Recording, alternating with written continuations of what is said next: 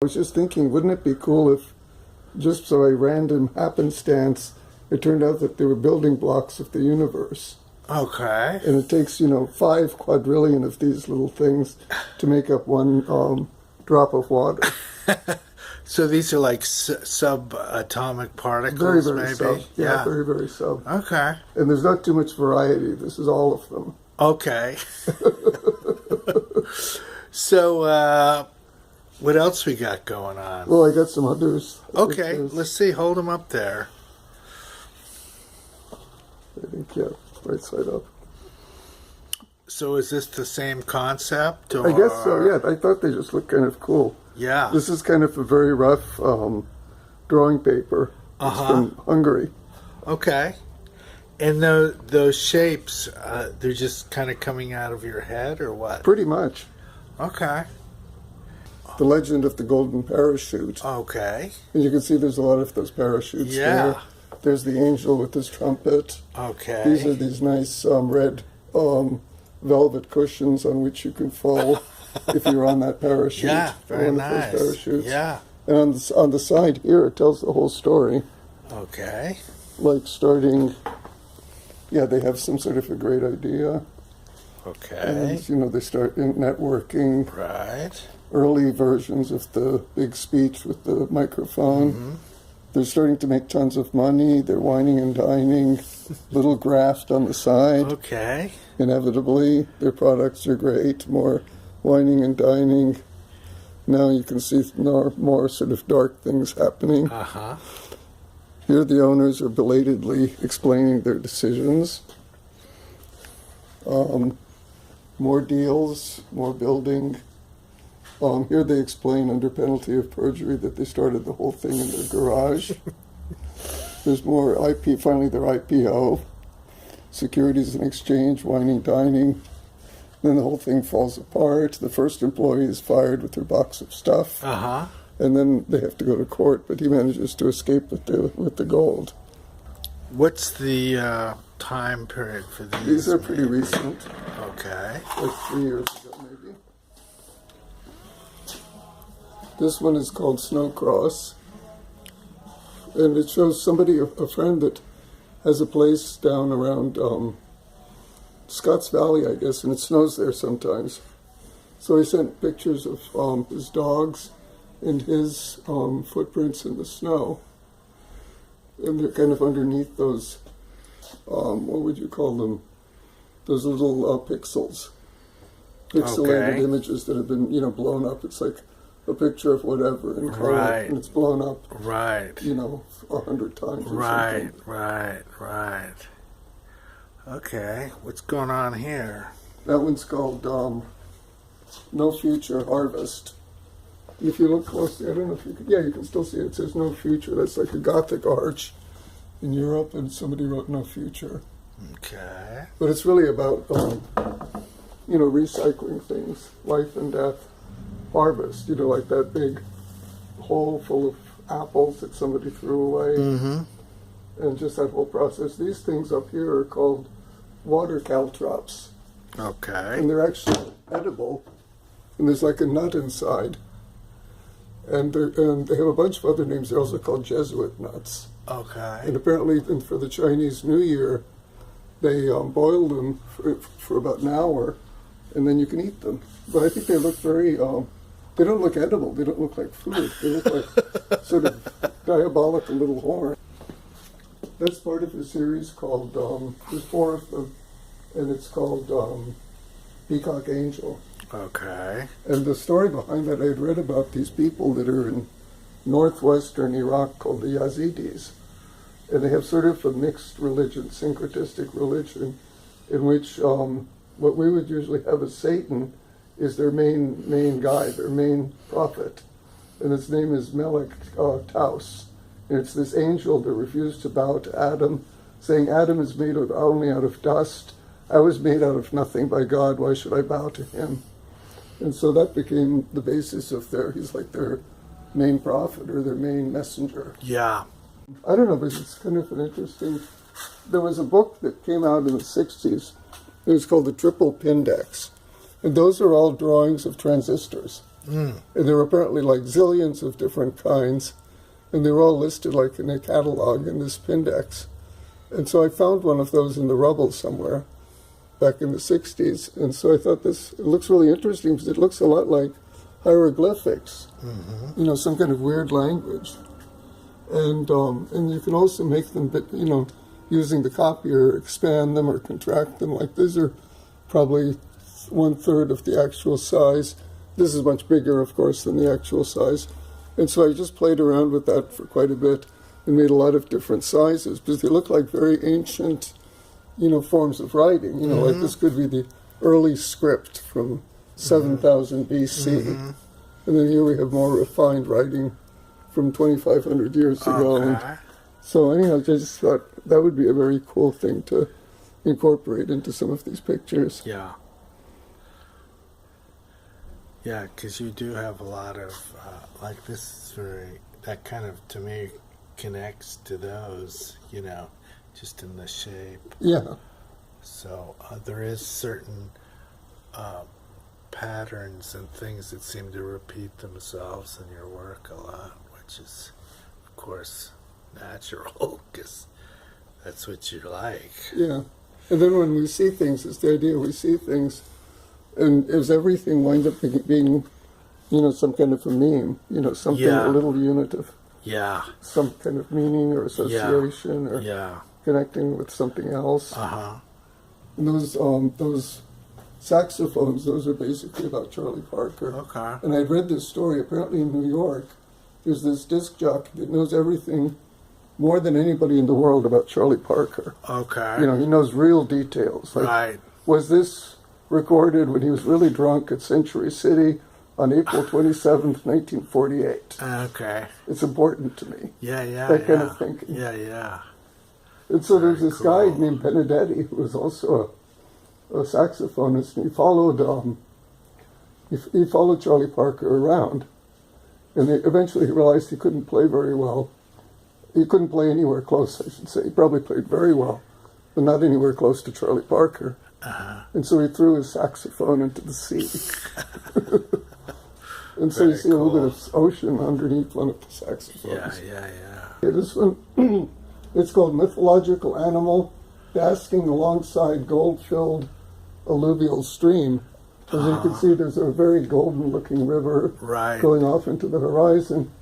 And then next to it is this mythological creature with horns, kind of standing upright. He's got his bottle of wine with him, so he's just basking. He doesn't give a shit about nothing. You know, he's one of those creatures that's got his own, so to speak. Mm-hmm. Yeah, this is mixed media. I did a series. I've been doing a lot of series on 18 by 24 because it's just, you know, you have the idea and you want to execute it. Yeah, yeah. And this is a 5-part series called the Chingadero series. Okay. And the Chingadero is basically an unidentified object. You know, Okay. like you're asking for some kind of wrench when you're fixing your car. You could ask your friend who's helping you, hand me that Chingadero. Okay. Okay. And this is actually the weird orbits of those very far out there planets. You know, they take 10,000 years to get. Right. They're not real planets, they're planetoids. Right. Planetecimals, or whatever they call them. These are fake constellations. Yeah. Jacob's ladder sort of to the top of the Okay. universe thing in the middle of it. Which could be a very long staircase. Or Yeah, yeah. So you use a lot of symbols in your work. yeah, there's a fair amount of them. So you're Yeah. almost a symbolist in some regard. Oh yeah. Yeah. Yeah, to use Yeah. sort of, so there's some kind of a story. Yeah. Although it could probably be different for a lot Right. of different people. So you have a narrative when you're doing it, but for the viewer, is it important that they understand what you're talking about, or I'm not do you really care? sure. That's a good question. Yeah. They may have their own, Yeah. or maybe it's going to wind up being somewhat similar. Yeah. You know, like Carl Jung and the archetypes Yeah. and all that stuff. Yeah. Yeah. So what's going on here? Well, I did a series of these back in the early 70s, and it's a hard ground etching on zinc.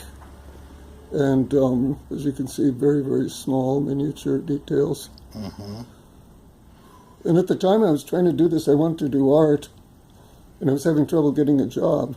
And so I thought if I make multiples of stuff, I can sell the multiples and I'll make a little bit of money that way. And it worked for a while. I was doing it. I had some stuff in some galleries. I had it in Smith Anderson in Palo Alto, in some places in the city. And then I kind of stopped doing this for a while. I went to law school and practiced law, Got a real job.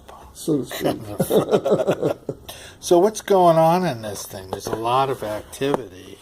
Well, it was hard to say because a lot of free association, and I don't really know. You know, it's hard for me to explain it because I was just doing it on a sort of a nonverbal level. I was looking at stuff and.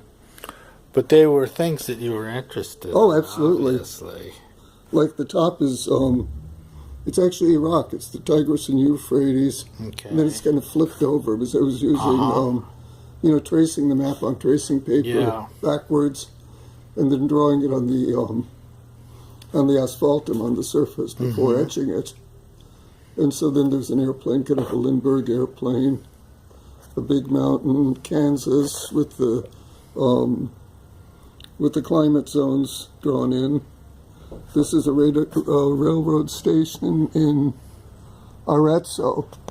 And I think I was really toying with whether was it going to be in Arezzo or in Juarez.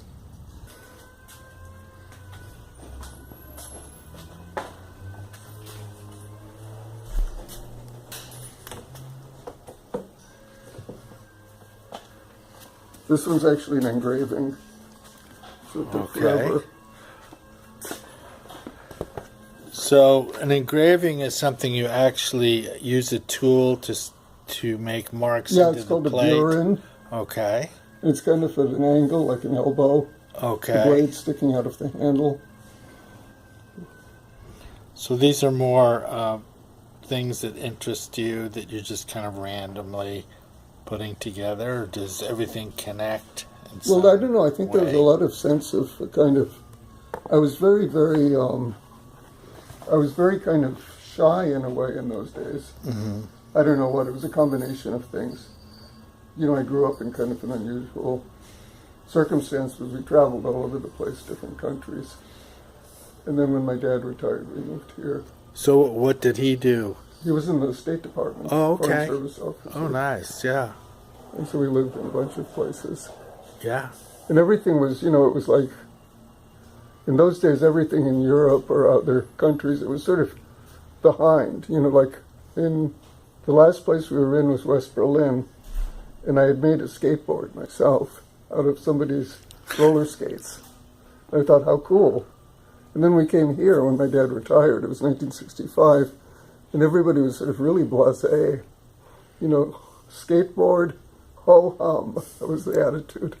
Okay. So did the experience of living in different places bring concepts to your Oh, yeah, it was artwork? really cool. It was Yeah. like first we were in Ireland, but I was only 2 when we left. And then we were in Spain for a while until I was 5. And then we were in Israel for almost 5 years. And then the last place was West Berlin, which was still very, very Cold War-ish in those days. Yeah. Early 60s, mid-60s. Yeah. And then my dad retired and we came out here. But yeah, there was a lot of exposure to unusual stuff. Yeah. Yeah. And at the same time, also, I really didn't see TV until we came here. I was like 13. We saw TV in Germany, but we really didn't have TV up to that point. So that was a big difference from growing up here. There's Yeah. a lot more mass media that you have here that I really didn't see it until we came here. Like in Berlin, they had a half an hour of rock and roll on the army station, but they had a lot of jazz, German stations, and they were playing, bebop jazz and stuff. So I thought that was really cool. Yeah. But a lot of times I was alone, so I'd do things to entertain myself. Like maybe I started drawing because of that, or I did a lot of drawing. And then I read all those comic books. We got those classic comic books.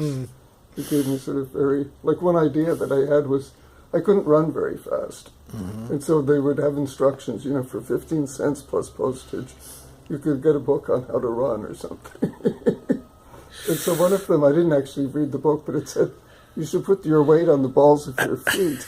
And I thought that meant my heels. So I thought I'm supposed to run on my heels. You know, this is, you get all these ideas from a comic book. Yeah. And so that didn't work at all. And I was very frustrated. But,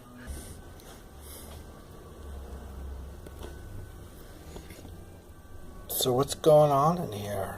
well, I got the, I was just interested in making things out of old found stuff. And there was a lot of areas along the train tracks where you could find things. And at one point, I think it was actually Beltrano's liquor store, and they threw out a whole bunch of stuff. And you could find all these unusual things like rulers that folded in half and stuff. And so I was making these sculptures. A lot of it was influenced by, I was about 16, and it was Marcel Duchamp and his nude descending the staircase, and those things, some of those sculptures that he made that came in boxes, you know, series, like there was one with the random string that had been dropped on the ground, I think. And so I got really interested in that when I was about 15 or 16.